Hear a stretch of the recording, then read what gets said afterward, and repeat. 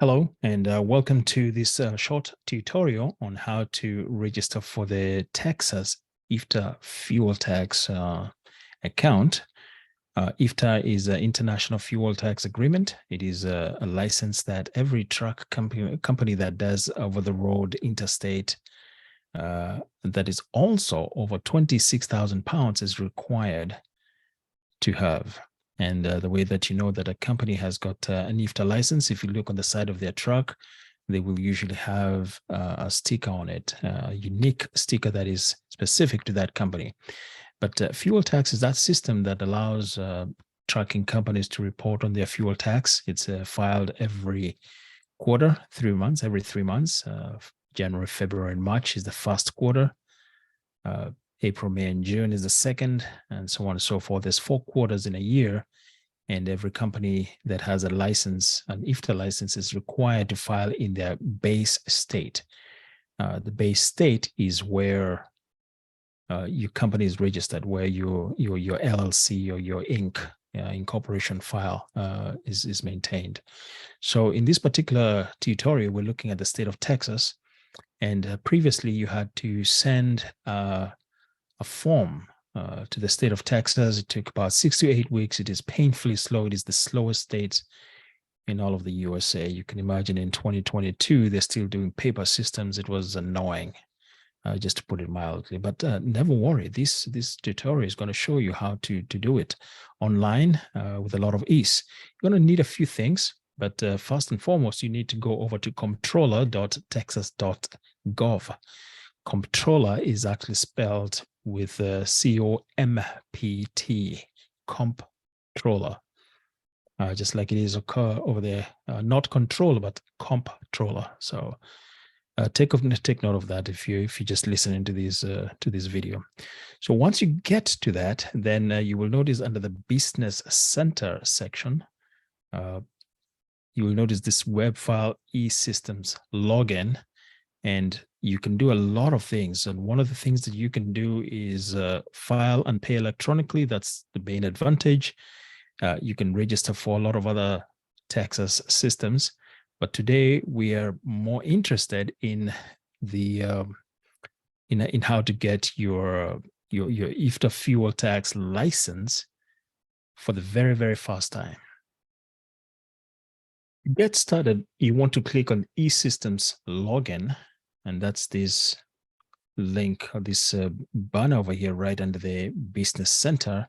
And it's going to take you to a page that looks just like this one. I'm going to move this one over here. I've already logged in myself, so I'm just going to show you how it looks like. Essentially, since you don't have a login the very first time, then you're going to need to create one. So you create a profile. There's several things that you're going to need. Notice that it tells you that you need one of these browsers. You can use Chrome, Edge, Firefox, and so on and so forth. Basically, the latest browser that you can lay your hands on. And of course, you want to do these on your desktop for the best experience. Instead of doing it on your mobile phone, I guess you could do it on your mobile phone, but for best experience, just go ahead and do it from your laptop, your desktop, anything like that. So I'm going to push here, create profile. Notice that it needs a few things, right? Basic information. So you're going to choose a user ID and put it in this field right there. And you can choose any ID that you like, and then check to see whether it is available. And then choose a password and make sure it's a strong password. Don't reuse your password. That's the recommendation from a lot of security people. And then put in your first name, your last name, and an email address, right? This is important because the system, the comptroller.texas.gov system, is going to send you an email to verify that you have in fact entered a good email and that they can reach you there. And then of course your phone number here looks like it is a US number only, meaning that it needs to be 10 digits.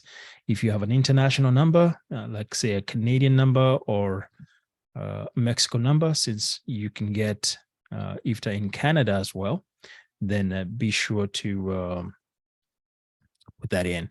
Once you've done all of that, push continue, answer the questions, and then go back to your email. And I'm going to show you an example email that we received from from the system. All right. So once you have submitted that form on the comptroller website, then you check your email, and you should receive fairly shortly an email that looks like this one. So notice that it says it does come from comptroller.texas.gov, and it is an email verification email, and it says hi, and your name is going to be over here. I've already hidden some of this information to protect my client, but it's going to say your name, and it says to complete email verification, please click the button below. And the link is valid for 24 hours only, meaning that you only have 1 day. So don't sit on these. Just go ahead and do it in one setting here. You can do one of two things. You can either click on the blue button that says verify your email, or you can push the link. It says or confirm your email using this link, and you simply just click on the link. It's a rather long link. That is why they've given us this nice little blue button here that you can just click on, and that should verify the email that it is indeed working. If first and foremost, if you receive this email, it means you typed in the right thing. So that's a good thing. So that's the next step that you would do, which is to verify your email, and then it will take you to the next screen, which is basically to log in using that email and the password that you chose. All right. So once you get to that login screen that you will be prompted to, the one that you clicked from your email, you're going to be presented with this screen over here where you have to log in, and you simply just put in your username in the user ID field, the one that you chose, and your password, and you push login. So I'm just going to do that. I've already hidden my user ID, and I'm going to push login at this point. Okay. The next step here is to choose an action. There's plenty of things that you can choose at this particular moment. So you notice that you can assign taxes and fees. You can register for Texas sales and use tax, a bunch of the things that you can do. But primarily what we want to do is we want to apply or want to register for IFTA, the International Fuel Tax Agreement License. So that's a popular service right here. It's one of those listed. All you have to do is just click on it. That's what we're going to do. Wait for the system to present us with the next steps. So notice that this is the IFTA tax registration. Yes, we're in the right place. So pay attention here. There's several things that you need. Now might be a good time to write some of these things down. You need the social security number for all the owners of the corporation, right? So if this is an LLC, you need to collect all the social security numbers for the members of the LLC. Who would know this kind of information? Only the owners of the company would know this kind of information. So this is not something that the drivers would do. This is the owner of the company that needs to complete this application, because social security numbers are obviously sensitive data that you want to keep protected. And then you need your federal employer identification number, also known as an EIN. That's what the EIN stands for, employer identification number for your business. You also need the Texas taxpayer number for Texas companies. There is a ton of videos that they have presented about how to find your 11-digit Texas taxpayer ID number. So you do need that. One of the simplest ways to find your Texas ID number is to look on any correspondence that you have received from the state of Texas. It might be something to do with franchise, or when you registered your LLC, or any piece of communication. They will usually reference your tax ID, and it's an 11-digit number that starts with a 3 or a 1. Starts with a 3 or a 1. It may or may not include your full 9-digit EIN number. It could be a little different, but you definitely want that 11-digit Texas taxpayer number. If you don't know how to find it, just click on this YouTube link on this page. There's going to be plenty of information over there. There's no need for me to click on it. You can do that on your own. You also need a CAD number. CAD number is or IRP number, which is the license plate number, right? Most truck license plates in Texas starts with an R for Romeo. So you want that CAD, and that's the first step before you come here to apply for an IFTA license. You first need your CAD or your license plate number. You're going to need that. The next thing that you need is your USDOT number. You already have that. Okay. You need your USDOT number. It can be yours or it can be somebody else's. What does that mean? Why would you have somebody else's USDOT number? Well, this is common in many places or in many states where, as an owner operator, you own your truck. That's the part. That's the owner part. You own your truck, but you're leased on to somebody's authority, right? You list onto somebody's trucking authority, and they have decided, you and them have decided, or you have agreed that you are responsible for your own fuel taxes. They're responsible for their fuel taxes. You're responsible for your own fuel taxes. So that's why you might have somebody else's USDOT number. Essentially, that person that you are leased onto, or that company that you are leased onto, is known as the company that is responsible for safety. And so you would need their USDOT number. Okay. All right. And if you're a legal entity applying from a foreign country, you will need your national ID or equivalent for any officer or partner listed. So, for instance, if your Canadian cousin is a part owner of the company, then you're going to need to ask him or her to present you their national number, whatever that is. So that's what that means. If all of you are in the US, then all you need is just the social security numbers for all the owners, and that's good enough. The next thing you have to do is decide: are you a new sole proprietor, or are you a business entity or existing sole proprietor with a Texas ID number, Texas taxpayer number?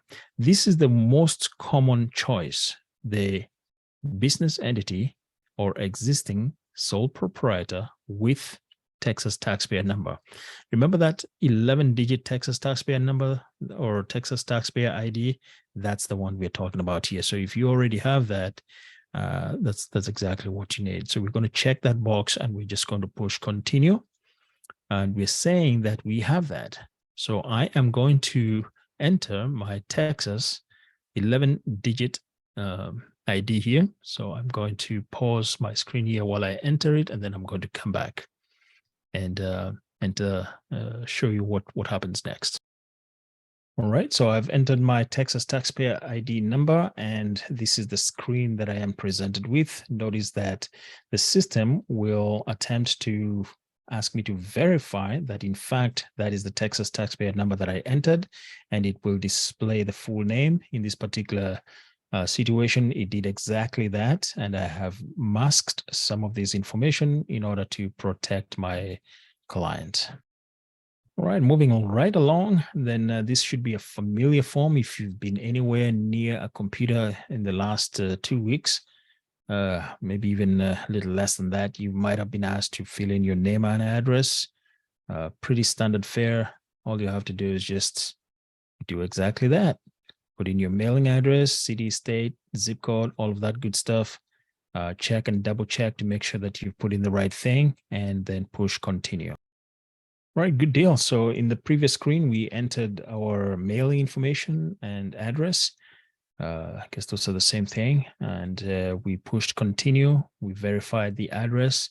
It does that with the US Postal Service just to make sure that it's a deliverable address. And that's important, just to make sure that they have the correct information.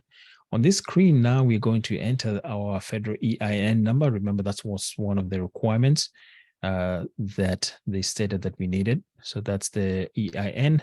And then we are also going to need the Texas Secretary of State file number. This is the number that was issued to your company when you applied for an LLC or an INC or any type of corporation. When you registered your business with the Secretary of State, or the SOS for short, they assigned you a file number. that number is permanent. It doesn't change. So your business can change from one form to the other, but that number is associated with your business. So you're going to need that number from that letter, the LLC or the INC letter that you'd received when you opened your company in Texas. The other thing is the website address. If you already have your website, then you can put that information in here. And you can also, or rather, looks like it is now required to put in the name of your bank or financial institution. Okay, you can put in the bank that you think that you're going to work with, and that information is going to be on file. You can change it at any time, by the way, so this is not set in stone.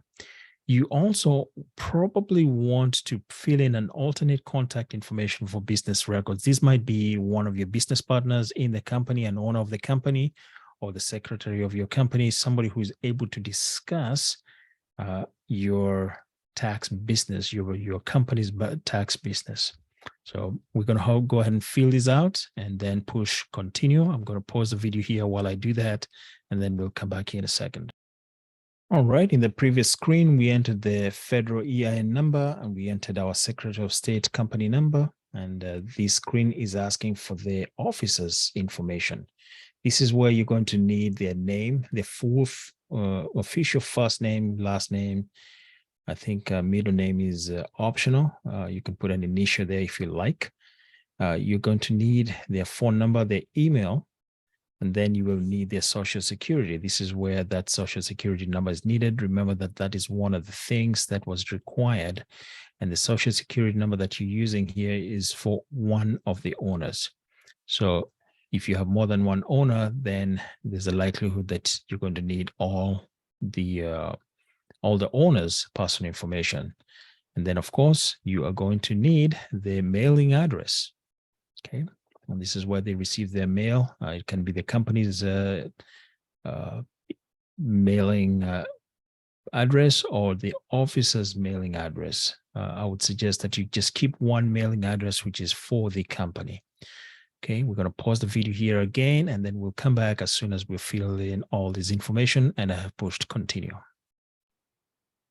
All right, I have pushed continue after filling in all that officer information for the first officer. They need to at least be president or owner or an executive of the company. And notice that on this next screen, if you notice that you made a mistake, you can always push edit and change that information, or you can add another officer. So you can add as many officers as you need to. Usually one or two is sufficient. We're going to push continue and come back.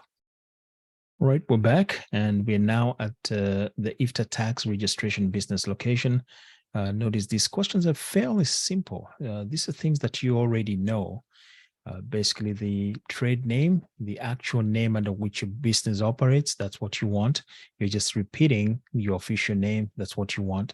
Not your personal name, but the name of your business, your LLC or your incorporation name.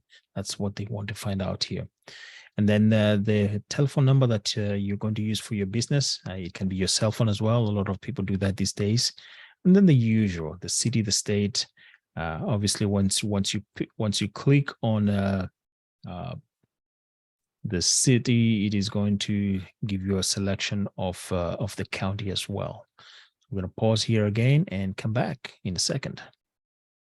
All right, we've entered that officer information, and we're now on to the tax registration business details. IFTA tax registration business details. This is essential information about the kind of fuel that you consume or store. So we're going to answer these questions one by one. The first question is, did you purchase an existing business or business asset? Our answer here is no. If this is a new company, then you did not purchase it. Unless you purchased it from somebody else, then in that case, that answer would be yes. And if you mouse over this blue icon, the I that stands for information, it gives you additional information that you can look at just to help explain what's going on. Okay, so be sure to look at that if you're confused about any what any of this means, any of these questions means.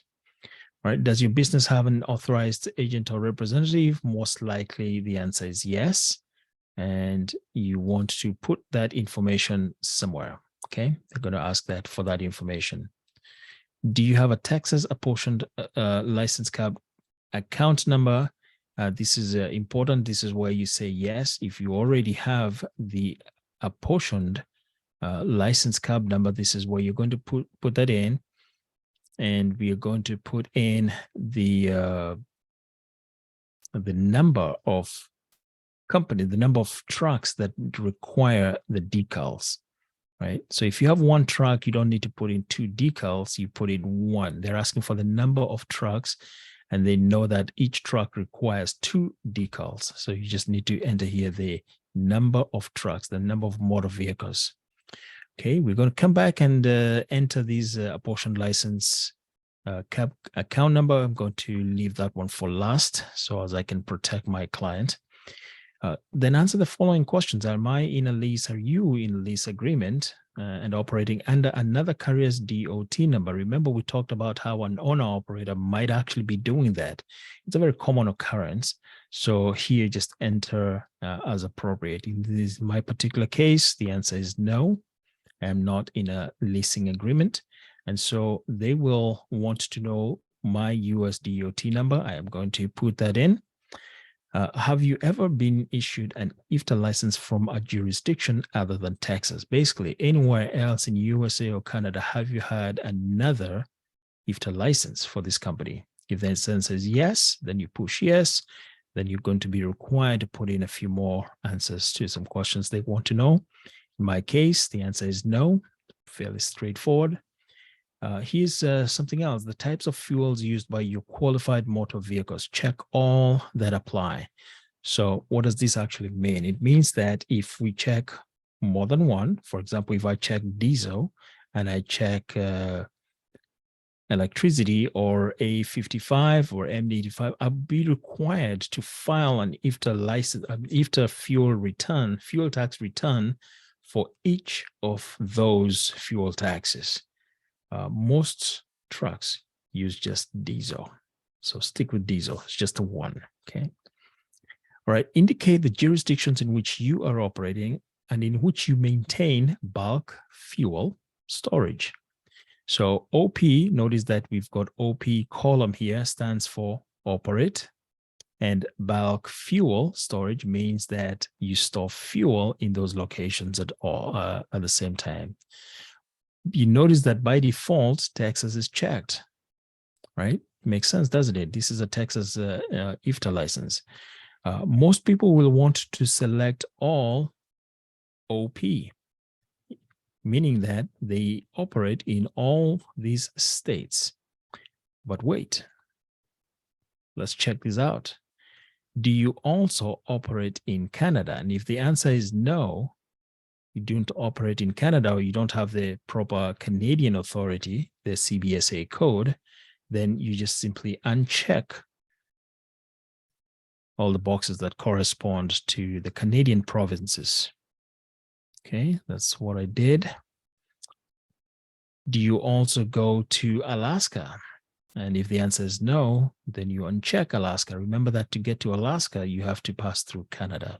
So it wouldn't make sense for you to check Alaska and not check, I believe, one of the provinces that borders Alaska. Okay. I will leave it as an exercise for you to find out which one. How about that?